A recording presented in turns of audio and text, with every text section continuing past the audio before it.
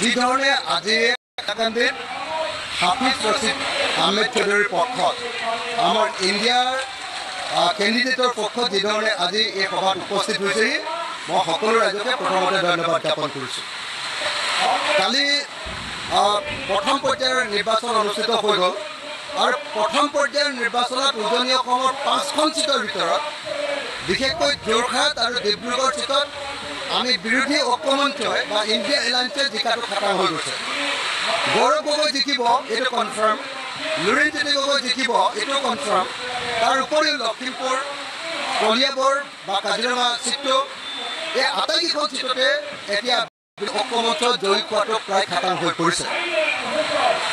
সেইকাৰণে আজি আমি উজনি অসমৰ পৰা কালি নিৰ্বাচন শেষ কৰি ইয়ালৈ আহিছোঁ যে বৰাক উপত্যকাৰ পৰা এই মুহূৰ্তত আমি বিজেপিক বিদায় দিব লাগে আৰু বিজেপিক বিদায় দিয়াৰ লগে লগে বৰাক উপত্যকাত বিজেপিৰ যিটো চুত ভাই, বিজেপিৰ যি সৰু ভাই AIDF যিটো পাৰ্টি, সেই AIDF নামৰ পাৰ্টিটোকো আমি বিদায় দিবৰ কাৰণে আহ্বান জনাবৰ কাৰণে বৰাক উপত্যকালৈ আহিছোঁ।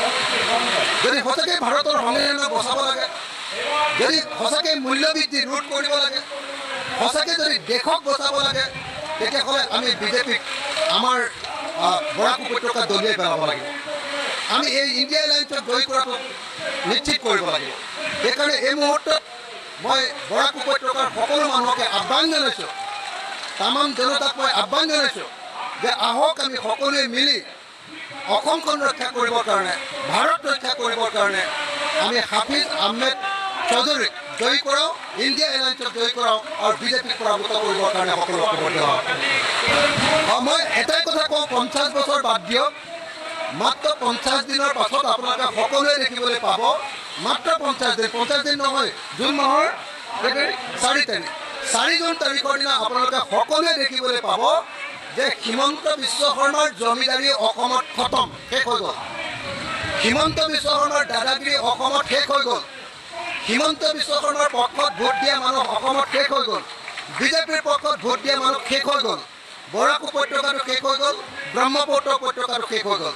আপোনালোকে নিজে দেখিবলৈ পাব যে অসমৰ 14খন আসনৰ ভিতৰত অতি কমেও 10খন আসনত আমি ইণ্ডিয়া জোটে জয়লাভ কৰিম। অতি কমেও 10খন আসনত আমি ইণ্ডিয়া জোটে জয়লাভ কৰিম। ইতিমধ্যে যি 5খন আসনৰ নিৰ্বাচন অনুষ্ঠিত হৈ গ'ল, তাৰ 4খন আসন জয়লাভ কৰাটো নিশ্চিত। গতিকে এই মুহূৰ্তত হিমন্ত বিশ্ব শৰ্মাই যিমানেই দাদাগিৰি নকক লাগিলে অসমত এইবাৰ বিজেপি ধৰাশায়ী হোৱাটো, বিজেপি পৰাজিত হোৱাটো, বিজেপিৰ হৰাটো খাটাং। আৰু সেইকাৰণে বিজেপিয়ে আমি দেখিছোঁ হিমন্ত বিশ্ব শৰ্মাই এনেকৈ চটফটাই থাকিবলৈ ধৰিছে। হিমন্ত বিশ্ব শৰ্মাৰ এইবাৰ পৰাজিত হ'ব, বিজেপি পৰাজিত হ'ব আৰু ইণ্ডিয়া জোট এইবাৰ জয়ী হ'ব।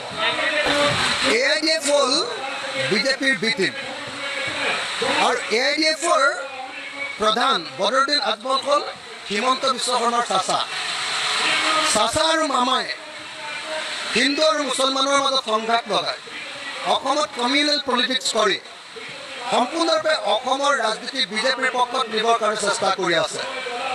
আজিৰ দিনটোত আমি সকলোৱে দেখিছোঁ যে বৰাক উপত্যকাত চাচাই বিজেপিক জিকাবৰ কাৰণে, বদৰুদ্দিন আজমলে AIDFে বিজেপিক জিকাবৰ কাৰণে এজন ফেক কেণ্ডিডেট, এজন নকলি কেণ্ডিডেট আমি কৰিমগঞ্জত দিয়া দেখিবলৈ পাইছোঁ।